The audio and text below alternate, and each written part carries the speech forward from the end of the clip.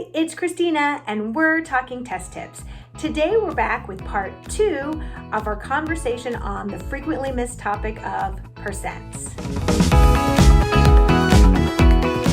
In part 1, we discussed the difference between percent of and percent change. And I also mentioned that over the years I've seen students struggle with percent questions because they seem to mix or confuse crucial aspects or applications. So today we're going to talk about percent increase and decrease and its role in exponential growth and decay models.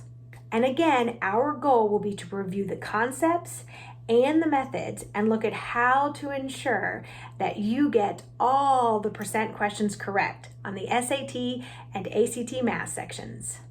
Let's first examine what is meant by percent increase or decrease. A question about percent decrease will often use the words like percent off. So let's look at an example.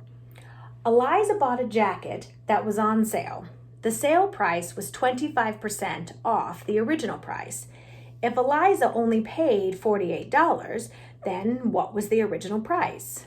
Okay, I want us to think about this as a percent of question. If the jacket was 25% off, then what percent of the original price did Eliza pay?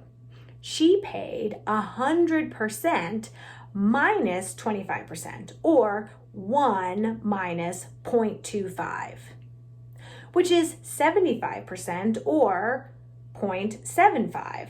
So we can set up the proportion with 75 over 100, and the question is, does the $48 that Eliza paid go with the 75 or the part, or with the 100, the whole? Well, since the $48 represents the discounted part, then the 48 is the part and the missing piece is the whole, or the 100% of the price, right? And that would be the original price. So we cross multiply and solve. And we get that $64 is the original price of the jacket. The key is converting that percent increase or decrease to a percent of by adding to or subtracting from 100%. And once we do that, we can see how efficiently these two examples can be written as equations and then solved. Now you will see plenty of questions like the ones that we just did, but the SAT and ACT love a good exponential function question, something with percent growth, aka percent increase, or with percent decay, aka percent decrease. Not sure what I mean? Let's look at an example together. The population of crickets is increasing by 15% each year. If there are 1,000 crickets in a particular region this year, then how many crickets will there be in this region in 3 years? Okay, our first step is to take that percent and add it to 100, or the percent as a decimal, 0.15, and add it to 1. Think about it, right? The population will retain 100% of what it is now, or adding 15% more. And that's why the growth rate is 1.15. Now, the setup for this type of function is initial amount times the rate raised to the time.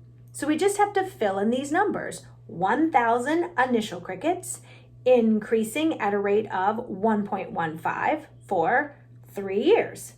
Plug that into the calculator and you get about 1,521 crickets. So these kinds of questions can seem intimidating if you're unsure how to set them up. But like other equation forms, you just have to know what the various pieces stand for. See here, all you have to do is determine if you are modeling a growth or an increase, then add your percent to 100. Or are you modeling a decline or decrease? Then subtract your percent from 100. In both cases, you raise the rate to the amount of time that has passed and multiply that by the initial amount, which in both of these cases is 1,000. And there you have it. The equation form for modeling exponential functions with percent growth and decay. And sometimes you will be asked to select the correct model from a list of answer choices, and other times you'll be asked to plug in numbers and say, perhaps, find the new population of crickets.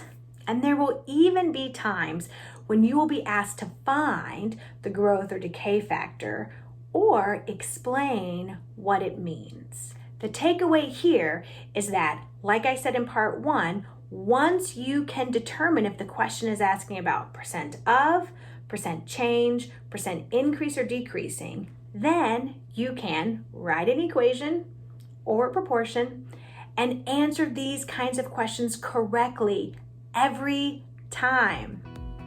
Okay, that's it for part 2. Happy practicing!